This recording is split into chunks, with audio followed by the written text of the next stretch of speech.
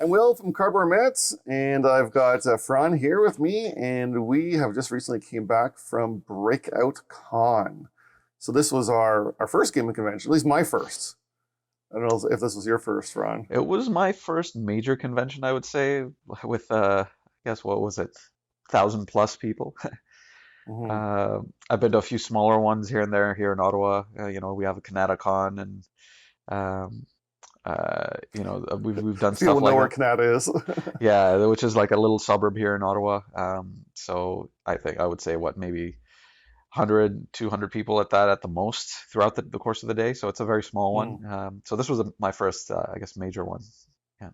Yeah, it's no Gen Con, and apparently the numbers were a lot smaller than previous years because of COVID. People are not quite comfortable with getting back yet. But it was definitely pretty big. They had a good sized gaming library. They had exhibitors. They had a huge D&D and other RPG Yeah. section, miniature painting, Yeah. and we were there for the games and to make some friends To and meet mingle, up. yeah. Yeah, And a little bit of and shopping, we yeah. definitely a little too much shopping. Yeah, maybe we'll cover that first. They did have an auction, Yeah. where you could drop stuff off and mill about and pick up games for probably pretty cheap and buy them. And Yeah. I definitely spent too much. I probably there's a couple things I probably shouldn't have bought, Yeah. but I mean I'll reserve my judgment until I've actually played them. So we've played, yeah. It's just yeah, buyer's remorse slightly, but Well, yeah, I'm also excited to play them. there was some good deals to be had, so definitely did pick up a few things that I definitely was not intending to buy, and we'll see, So so highlights. What did you end up buying? So I picked up a game that I really actually wanted to buy, and I was lucky enough to find a copy. It's a game called Riverside, and it's a roll and write game which had got some good buzz, and I found a copy for pretty cheap. So that was probably my buy of the con there. And that's an import too. That's not easy to find here in Canada. Yeah, it's import only, so it's definitely a little overpriced, but luckily I waited till the 4 o'clock.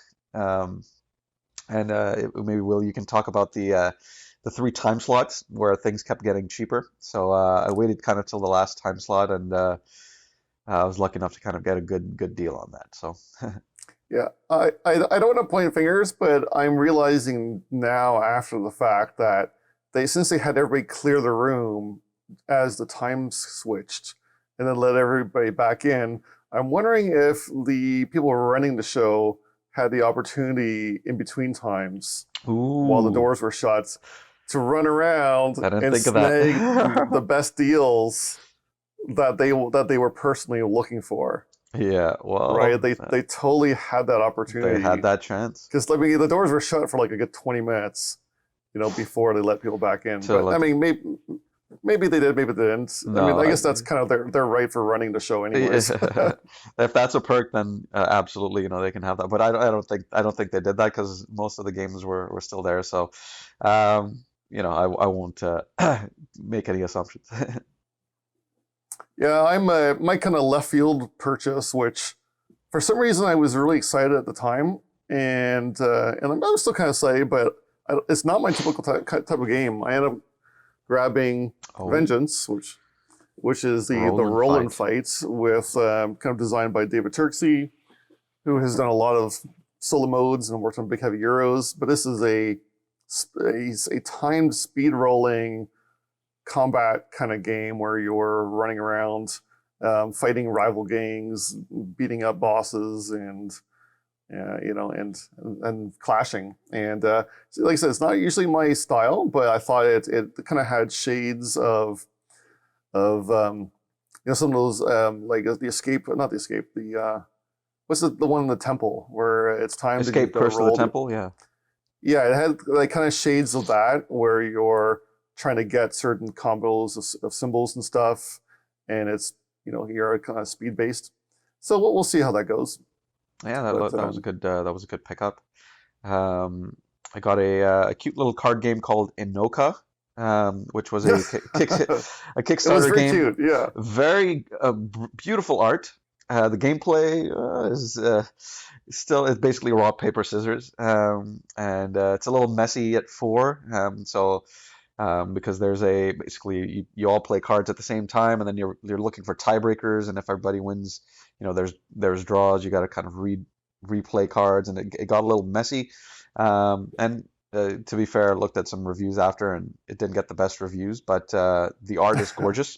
So if nothing else, I'll The frame art the is, cards yeah. and have something nice to look at. But I'll try it at two, and it could be a nice kind of 5 minute filler while you're kind of waiting for people or you're in between games, and just for laughs, play a cute little card game. So I picked that up for $5, which is just a kind of a last minute whim. That Yeah, Yeah, and that's the kind of game that may actually be better with kids, right? Like it absolutely. might like rock paper scissors, kind of a fail for adults, but Yeah, like couple kids playing, and yeah. they're probably gonna have a blast, right? Like because they Y- don't care. y- It's because they enjoy that anyways. Yeah, so I'll play with my 7-year-old, and I'm sure we'll have a blast. If you look at the cute, little squirrel animals, and we'll see how it goes. So I picked that one up. Picked up a game called Viceroy, which Will has a funny story on that one, Mm. perhaps. And I picked it up just because Will. Yeah, I spent like 5 times as much on that game earlier, and I missed the fact that there was a copy for $5 sitting in the back of the room. And although I mean, when I opened mine, I wasn't too disappointed because all the cards were sleeved in like Okay, really nice square sleeves. So at least nice. I got a little bit of extra You got a bonus little out bit of extra. that. Yeah, yeah. Mine where it wasn't sleeved, but it was sixth of the price. I got it for $5, like at the end of the day. No one picked it up, and it was like lying there. And Will was like, "Hey, Faran, check this out, $5." And I was like, "What?" And he's like, "It's a really good Yeah, game. You should try it." So I was like, "Oh, hey, nothing else. Try it out for five well, at bucks." least that's what social media tells me. I haven't played it Hey, myself, but the brothers Murph from the Board Game Geek channel rave about it constantly, so I had to try it. so we'll give that a go. Um, I did pick up a game which I was waffling on. Oh, here's John. Hey, we got John. We're Oh, just giving a quick rundown. You've kind of caught us at the start of talking about BreakoutCon. We're just bragging about some of our purchases, oh man. and it, so like I picked up this like ancient original printing of Mexico, Nice, nice. Part of which the Mask is in trilogy, like isn't it? it is, and it's in pristine condition. Oh man, I love when that happens. Yeah, we got some nice surprises. Probably bought way too many games, and not necessarily all games that we should have bought. I'm kind of kicking myself for not snagging that Edge of Darkness copy How much Ooh, was that for? that was on sale. It was going for like 120, All but I right. know yeah, that game is very hard to get. that's a good Yeah. price. Yeah, yeah. I It mean, was good. the sellers could choose if they wanted to reduce it or not. Like I had a couple games that was like, I want $20 for it. I won't reduce the price. If I get 20, great. If not, I'll take it home. So it was optional. But for folks that wanted to kind of get rid of their games, they were like, okay, it'll be 50 at the start of the day. If it hasn't gone by 2, it'll be 30. If it's not gone by 4, it'll be $10. And people just kind of getting rid of their games. So my copy of Viceroy was like $5 at the end of the day, which was Yeah. like I was like, fine, I'll try it out. Yeah. So Well, Yeah, if you like it, I'll and have the mine was. expansion. So, okay. Oh, I bought 2, but I paid 30 for it, and then found Faran a copy in the day for $5. So he got the better deal I by got far. lucky. Well, I need to do a video for Quodd Heroes because the second edition just hit Kickstarter yesterday, I think. yeah, and they've got And an upgrade although pack, which I was like, there's good. no great pack. Yeah, and I haven't seen Ryan since before COVID, but it looks like he's been working real hard on fixing the rule book and putting together a lot of exciting new content. So hopefully I'll get up a review before the Kickstarter is too far along, Do you have a copy? and give. I have I have the copy, but I also have all the add-on content. I got him to Yeah. sign it and everything. Because we were still playing openly with our group pre-COVID. Yeah, yeah. Back at I played it with him once at um, back at Boston Pizza, and yeah, there was we had one crazy round where just the right combination of stuff happened, and it was just insane. I was like, all right, that was pretty crazy, but fun. There were some very fun moments. It's very video game like in that sense, where you get lots of crazy stuff happening. And I don't know why we haven't played it more. Maybe it's because I helped him do a lot of testing and kind of got sick of it. I played it too much over the course of a few months, and but I think it's time to take it back off the shelf and give it another spin. So we got to demo a lot of cool games and stuff too over the weekend. Oh, tell me more. We didn't get. Yeah, well, there was a few developers kind of showing off games. A couple of them kind of unofficially, and that was one of our first playtests, I guess you could call it. Was two guys who I guess didn't want to buy a booth, and didn't want to go into the prototype area, so they just kind of brought their game and set it up in like the hall, and put up a sign saying like, "Hey, we're looking for players." And when unsuspecting players came up, they said, "Well, actually, we're not really looking for players because it's a 2-player game. We're looking for people to try it out before our Kickstarter is coming out." Kuiperium. Yeah, is it Kuiperium or Kuiperium? Kuiperium is how it's pronounced. Kuiperium. So it's a 2-player. I guess you could say it's a race where you're trying to travel to this mysterious planet. But the mechanics are you are doing some card play for some abilities and stuff. But the cards that you play into your tableau area become worker placement spots for your opponent to collect resources from. So you get like the actions on the card, but they get the worker placement locations. But you're also trying to connect colored corners to match up with other colors around them. And whenever you kind of trigger one of those and remove the card from your tableau, that provides a movement. So that's how you get ahead in the race. So we are constantly kind of like reaching across the table to play stuff and pulling things out, racing ahead. There's a little bit of take that, it's not too vicious. And you can definitely kind of stall each other, especially at the ends when you are working towards like a really big, light speed jump kind of thing to get to the end. Faran and I definitely kind of kept each other. we held each other back for a little bit longer than probably is normal, since we didn't know the game going into it. But it was quite fun. The design is good, the art is good, components are going to be pretty decent, and fortunately no solo or anything. But I think it'll be a good, interesting take on the head-to-head experience. So I should shout out Matt Cuisinot is one of the designers. I've got him tagged on Instagram. You can find pictures of the game and us I guess not us playing it, but I'm in the picture. Okay, so it is definitely something to look forward to. I have no idea how well it's going to do. It's kind of a niche game experience, but I think it's got enough quality behind it that I'm hoping it will do well. I think it'll do well. I enjoyed it. Yeah. It's probably going up in October, I think, Q3 of this year, I believe. The next game we saw was called HikeIt. And I use the form take that loosely, but you'll see what happens at the end of the game. You are backpackers going through the Smoky Mountains, a big, beautiful map that's based on the real-life trail map of the Smoky Mountains. And you're traveling around to different nodes, collecting sites, seeing animals, trying to survive the weather. But what I think was really interesting is this would otherwise just be a race game where you're kind of scattering around the nodes, picking things up and coming back. Characters who are either die from whatever happened with weather, or who got to the end first, get to take the place of bears.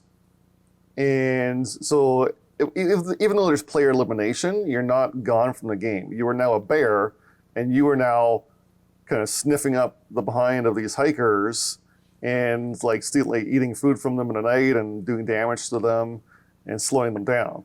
And of course, the more players that finish, the more bears are on the map chasing whoever is left.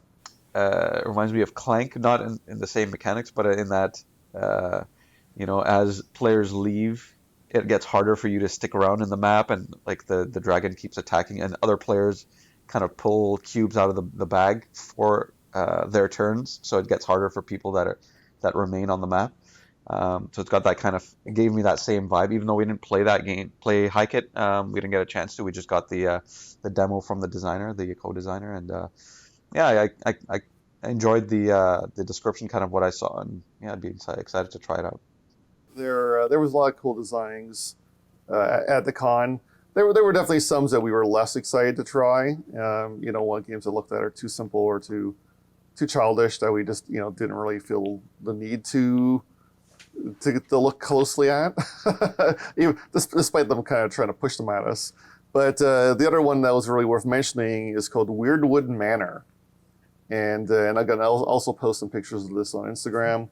And this one is a cooperative game. It can also be played solo, which will be interesting. And the idea is you are trying to save the head witch in this manor for training witches, I guess a witch school.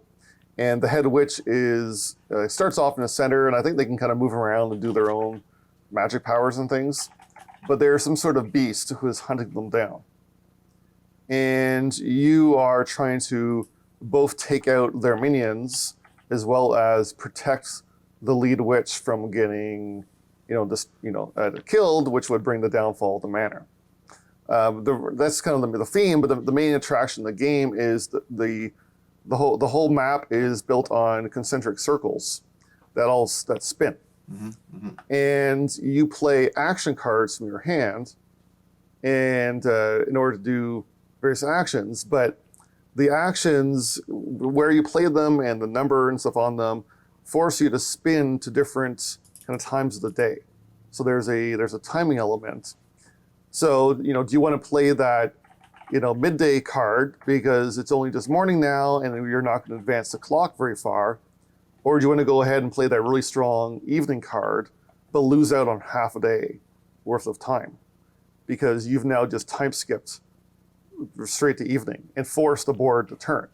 But of course, you may want to force the board to turn because maybe that entrance into the center of the map is not open until evening because things of the way that things shift and spin around or flip around.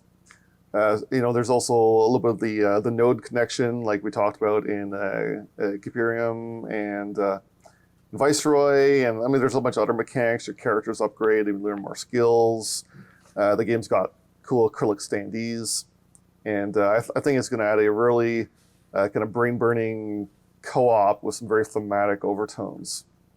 So it's definitely one to watch out for as well. Yeah, I was really excited to kind of see the demo of that, and definitely one that I've got my eye on for sure.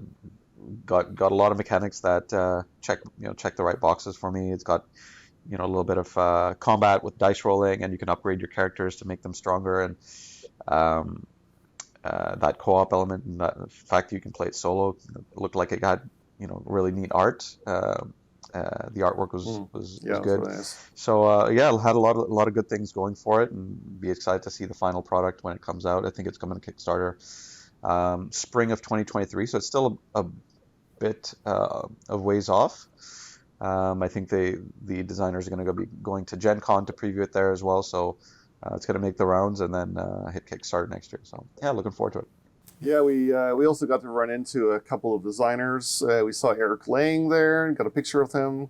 Nice. Of course, he was like mobbed by people constantly the entire conference, and he had his little clique entourage that he mostly gamed with and chatted with. So we didn't really get to talk much other than just like hey, love your games. Can I get a picture? Thanks. See you later. But it was cool to see him and some other designers walking around. Do you know who he's going with now for a publisher, or who he's teaming up with? I don't know, but we saw him walk into the main room with a nondescript cardboard box that he was holding very tightly to his chest.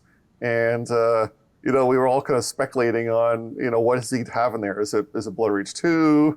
Is it some like little card game? I mean, who knows? He'd never opened it. I know on Twitter he was teasing a new game. I can't remember. It was based on a food. I can't remember if it was burgers, chicken, or something else. But anyways, it was a food-based game that he was joking about. It's like, I've got a great idea for one, and it's going to work. I'm like, I wonder if that was it. Maybe. He never opened the box, but there's a lot of speculations flying around. That would be great trolling if it was empty, and he's just trolling us all. Oh, yeah. If I was a famous designer, I would just walk the con with empty boxes and then maybe kind of leave them somewhere by accident. Accident. And then when people open them, they just had like some random swag item or joke picture or something, like a gotcha type thing. But like that would be a lot of fun. A spoof game like, Castles of Ron Burgundy or whatever. Anyways, yeah, so we played tons of games. We met up the board gaming crew who are from Ottawa, actually. And Really? they ran some events in Ottawa that, I happen to miss. But we had some jokes about 4 guys from Ottawa drove to Toronto, played a bunch of games together, and then drove home. Yeah, And could have just stayed here and play games, save the 8-hour drive. But no, it was great to meet up with them, and I'd met Michael from the board gaming crew before at some local events that he's done, so they're doing a great job, and cool to hang out with them as well. We met some other folks as well. You're talking about Meeple Mike. Meeple Mike, we had the most intense game of Decrypto.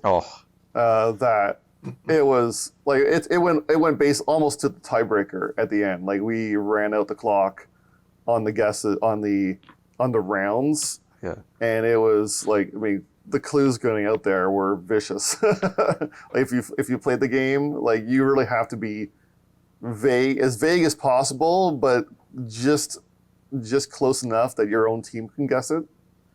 And it was a tight game.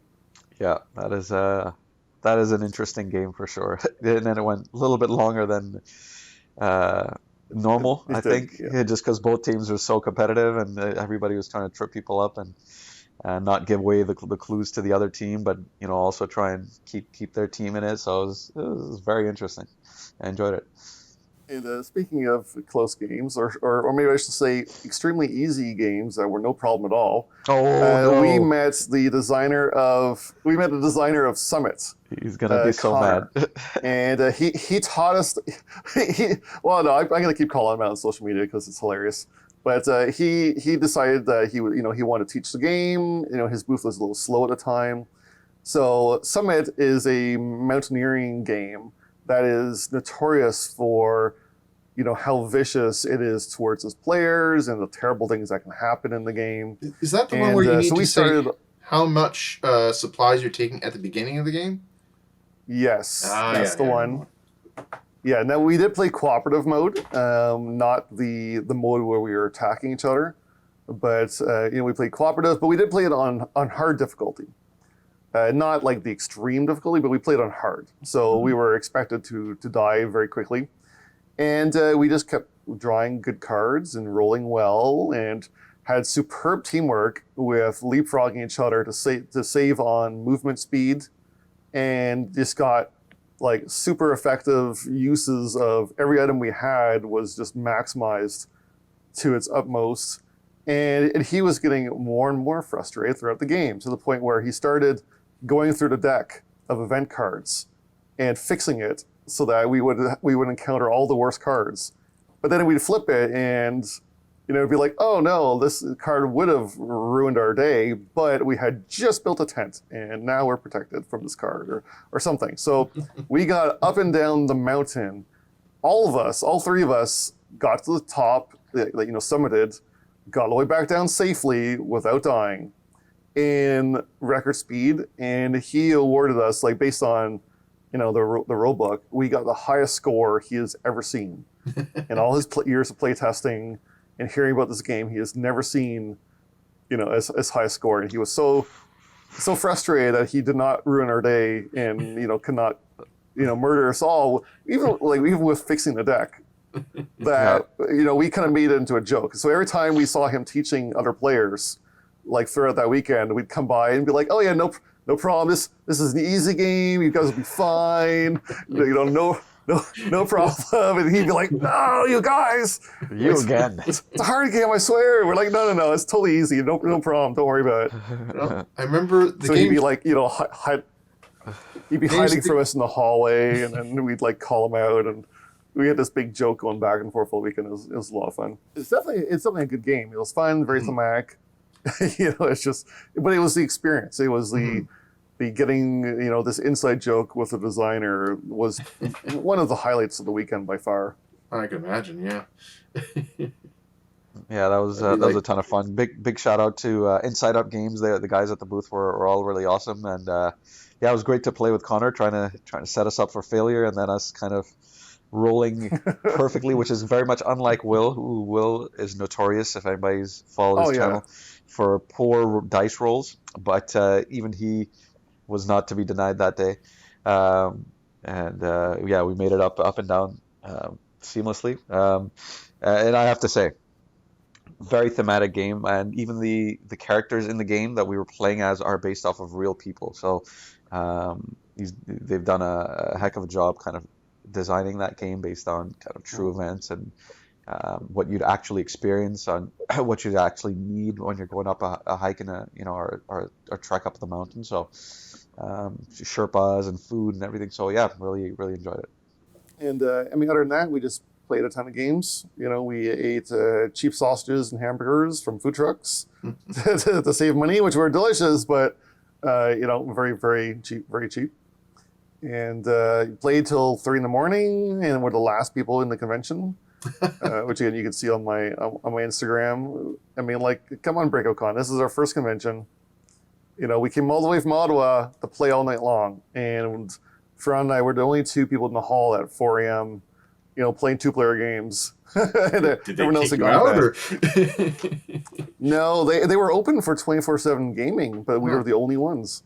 Yeah, they had 3 rooms dedicated for gaming till 6 a.m. and then I think they would close for a couple hours while they reset up for the tournaments. But yeah, we called it a night early at 4 a.m. We didn't decide to stay all night. We decided we should just get some sleep. But it was fun. I mean, we stayed up, played a couple of games, and got a little bit more gaming in before we called it a night. We were mostly focused on just trying things that looked interesting that we had not tried before. So I mean, like, sure, like some people were setting up giant games of Root and whatnot, but I mean, we can play our favorite games, anytime we wanted to try stuff that we did not have. And so there was definitely some misses. I think we got some surprises too, like London Bridge, one of the new Queen game was old London Bridge, yeah. Old London Bridge was really quite excellent. It's not a huge looker. None of the Queen games really ever are. But it was smooth enough that I basically learned it while playing Libertalia. I read the rulebook in between turns, and then we played it later, and it was actually like a really nice, smooth Euro with some neat mechanics. And, I would not turn down another play of that. It was really good. Yeah, I quite enjoyed Old London Bridge, and I wish I had won the play-to-win copy. So a play-to-win copy that we had, and basically how that worked was everybody that rented out that game would be entered into a draw to win that copy of the game, and so I had my fingers crossed on that one because I too enjoyed that game quite a bit. I think Will and I were separated by like a point or 2 points at the end of the game, so it was quite close. A lot of different tracks and kind of ways to score points at the end of the game, so which is what I always enjoy, and very smooth to learn. So yeah, it was definitely one of the top games of the con this time.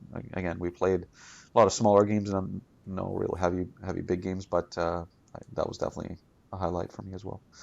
What do you think would be the most played game at the con? I mean, I would guess Root got played by a lot of people. Root was up there. Wingspan got played by a lot of people. I was looking at the play to win registration sheet, and the longest sheet that was, I think, that checked out was Libertalia Winds of Galecrest, the new Stonemaier game. So that one was always checked out on the play to win. So that was pretty popular from that list. But yeah, I'm pretty sure the other. Did you guys try that one? Yeah, we did. Yeah, we did. Yeah. Yeah, it was a little bit too much take that-ish for my preferences, but I can see why people like it. It is a fun system with a lot of neat kind of card play and sneakiness with the like the roll cards you pick and the order they resolve in. There's a lot of cool stuff going on. Not a huge fan of the artwork, but I mean the graphic design's very clean. It's all very easily readable. There's a lot of variety in the box, and like I said, I think it's going to be a big hit for a lot of people. I prefer the old artwork by a large margin, just because it gives me that kind of pirate gritty theme a little bit more, and this one's a little bit more, I guess, on the family side. Is it a little bit cuter, if you'd say. Graphic design, I think, and some of the mechanics in the newer one are definitely superior to the old one, especially the tiebreaker mechanic and that sort of thing. So they definitely made some improvements, a lot of more variability, more characters. So a lot of good things going for it, but I think I'm just gonna hang on to my old copy because I just like the art that much better. I don't know if you've played the game. I think it was 10 to Kill.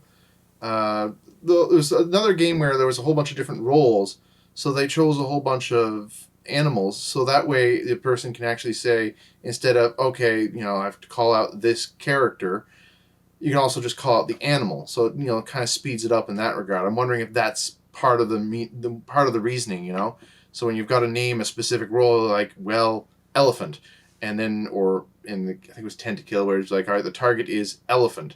So instead of saying what their occupation is, you can also name the animal, which kind of gives two different ways of saying it, which may speed things up a little.